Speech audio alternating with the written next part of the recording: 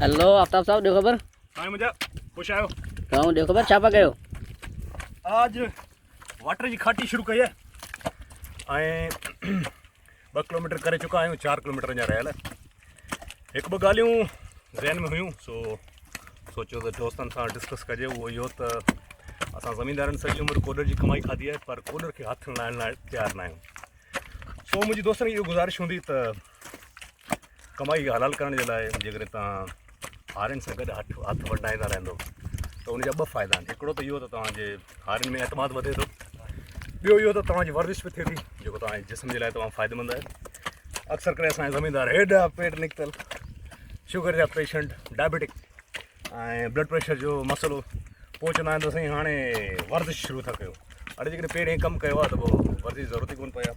हिकिड़े दोस्त मुंहिंजे हींअर मूंखे फ़ोन करे ॿुधायो, चई यार मूं हिकिड़ी ट्रेडमिल वरिती आहे, डुकण जी मशीन। मुंहिंजो घणे वरिती आहे? चई 1.5 लख में। मुंहिंजो छो? चई यार शुगर वधियल आहे। पोइ मुंहिंजो तूं रही किथे थो? चई ॻोठ में। पोइ मुंहिंजो तूं हल्को फुल्को हथु छो नथो वधायूं पंहिंजे हारियुनि खे?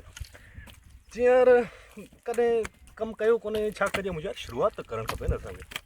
ऐं ॿी ॻाल्हि जेको मुंहिंजे ज़हन में अचे थी, असांजी सिंधी ज़मीन सां रिलेटेड आहे, उहो बि आउं करणु चाहींदुसि। उहो इहो त असांजा जेको राजूनी तकरार थींदा आहिनि ज़मीननि ते, ख़ासि करे सेंट्रल सिंध ऐं उत्तर सिंध में, सॼी सिंध में आहिनि बेसिकली।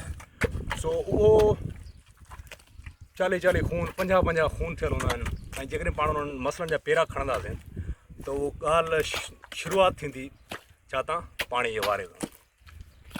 साईं मुंहिंजी ॿनी में ढगी उन छो छॾी, उन तां हिकिड़ो क़तलु थियो, ठक ॿी धुरिजे, ॿियो क़तलु, टियों क़तलु, 50-50 खून थिया आहिनि। ऐं ॻाल्हि कहिड़ी ख़सीस ॻाल्हि अथव। मूंखे यादि आहे 2007 में मुंहिंजे दोस्त आसिफ़ महर जी ॻोठ वियो शिकारपुर जे भरिसां, दो महर ॻोठ जो नालो हुयो। सो शाम जो टाइम थियो, मूं चयो दादा हलूं भला ॿाहिरि चकर ते। तो चई दादा आफ़ताब रहमान सिज लही वियो आहे। मुंहिंजो पोइ छा थियो? चई दादा महर जेतिरो तकरार हले पियो, मरिजी वेंदासीं, उमरकोट कोन्हे इहो। तो ख़ैर बहरहाल मूंखे ॾाढो अफ़सोस थियो, पर ओड़ा कई तकरार असांजे सिंध में हलनि पिया। सो मुंहिंजी दोस्तनि खे गुज़ारिश हूंदी त नंढनि नंढनि ॻाल्हियुनि ते अना जो मसइलो न ठाहियो। हीअ ज़मीनूं, हीअ मिल्कतियूं, हीअ बंगला, हीअ सभु हिते पिया हूंदा, असां सभु गुज़ारे वेंदासीं। ऐं असां सां गॾु जेका शइ हलंदी उहो असांजो किरदारु हलंदो, असांजो कैरेक्टर हलंदो। कई मिसाल आहिनि असां वटि। ऐं तव्हांखे पंहिंजे तर जो मिसाल ॾियां, साईं मरहूम अली हाजी अलीमदान शाह साहिबु 7000 एकड़ बनी वफ़ात करे विया। गॾु छा वठी विया? 3 मीटर कपिड़ो।